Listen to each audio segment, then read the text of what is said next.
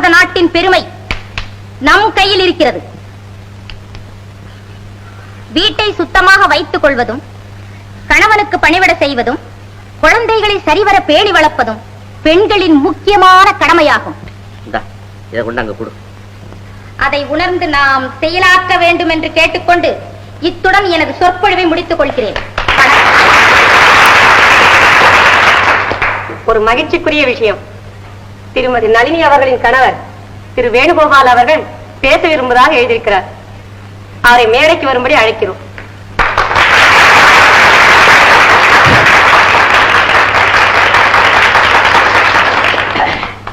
சகோதர சகோதரிகளே, மைக்கு வேண்டும். ஏனென்றால் மைக் வைக்கிற அவசரத்துல 2 பல்ல எடுத்துக்கிட்டு போடுவான் போல இருக்கு. சகோதர சகோதரிகளே, பேச ஆரம்பிக்கலாமா? மஞ்சளை மறந்தவர்களே, மாவை பூசிக்கொண்டவர்களே, பொட்டை மறந்தவர்களே, கவுன் சட்டை அணிந்தவர்களே, காஞ்சிபுரம் பட்டை மறந்தவர்களே, கண்ணாடி நைலான் சேலை அணிந்து கொண்டவர்களே, சோப்பை பூசுபவர்களே, ஷூவை அணிந்து கொண்டவர்களே, கொண்டையை மறந்தவர்களே, நாச்சடை போட்டுக் கொண்டவர்களே, உங்கள் அனைவருக்கும் என்னுடைய நன்றி கலந்த முதன்கண் வணக்கம்.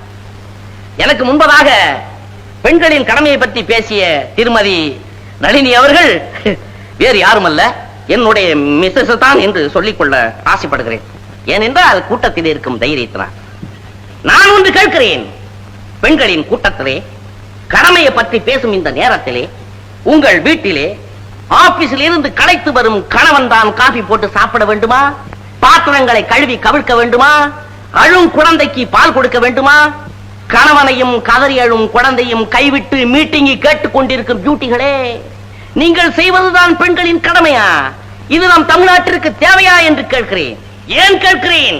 கூட்டத்தில் இருக்கும் தைரியத்தினால் கேட்கிறேன். நாள் முழுக்க பியானாவை தட்டுவதும், கட்டிய கணவனை ஜூசு பிழித்து கொண்டு வா என்று சொல்வதும் இதுதான் பெண்களின் கடமையா என்று கேட்கிறேன். ஏன் கேட்கிறேன்? கூட்டத்தில் இருக்கிறோம் என்ற தைரியத்தினால் கேட்கிறேன். உட்காருங்க, உட்காருங்க.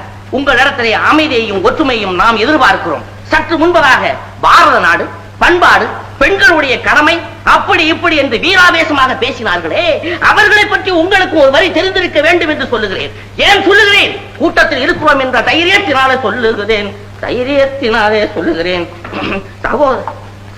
சகோதரிகளே, சகோதர சகோதரிகளே, ஏதோ கரகோஷம் பண்ணீங்களே, கையை தட்டினீங்களே, கூட்டத்தில் தானே இருக்கிறோம், நமக்கு ஒன்றும் குழப்பம் ஏற்பட்டுடாது அப்படிங்கிற ஏதோ ஒரு தைரியத்துல, அசட்டு தைரியத்துல என்னென்னமோ பேசிட்டேன். இதோட எஃபெக்ட நீங்க பார்க்கணுமா? பார்க்கணும்னு விரும்புறீங்களா? ஆனா காலையில பத்திரிகையில பாருங்க, பத்திரிகையில பாருங்க.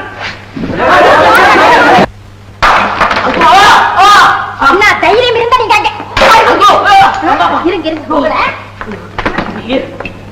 ஏன் இங்க வந்தீங்க? இங்கேயே மானத்தை வாங்கணும். எல்லாரும் என்ன பார்த்து கைகொட்டி சிரிச்சாங்க.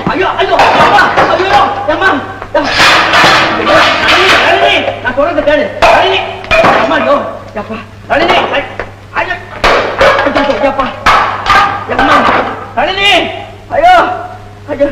வேண்டாம், யுத்தத்தை நிறுத்து, யுத்தத்தை நிறுத்து.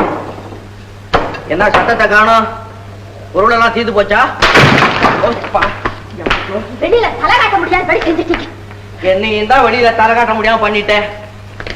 நளினி, நளினி, நளினி, இன்னும் கோவமா தான் இருக்கிறியா? நளினி, நான் சொல்றதை கேளு, தயவு செய்து கேளு. உங்க அண்ணன் அண்ணி இவ்வளவு சந்தோஷமா இருக்கிறாங்களே, நம்ம ஏன் இப்படி இருக்கிறோம்? வாய மூடுங்க. எங்க அண்ணன் நல்லா படிச்சவர், அவருக்கு தகுந்த மாதிரி கொண்டாட்டி வந்து கிடைச்சிருக்கு. நானும் தான் நல்லா படிச்சிருக்கேன், எனக்கு வாட்சி இருக்குது பாரு. ஐயோ ஐயோ, கட்டில இருக்கிற தலைகாணி எல்லாம் சேர்த்து கட்டிக்கிட்டு என்ன செய்ய? இத மாதிரி யுத்தம் ஏற்படும் எனக்கு தெரியும், அதனாலதான் கட்டில காலி பண்ணிட்டேன். கட்டவமா யுத்தத்துக்கு போகும்போது கூட கவசம் அணிஞ்சிருந்தான். நான் எங்க போவோம் கவசத்துக்கு? இது தற்காலிக கவசம். என்னோட நாட்டுக்கு பேச வேண்டாம்.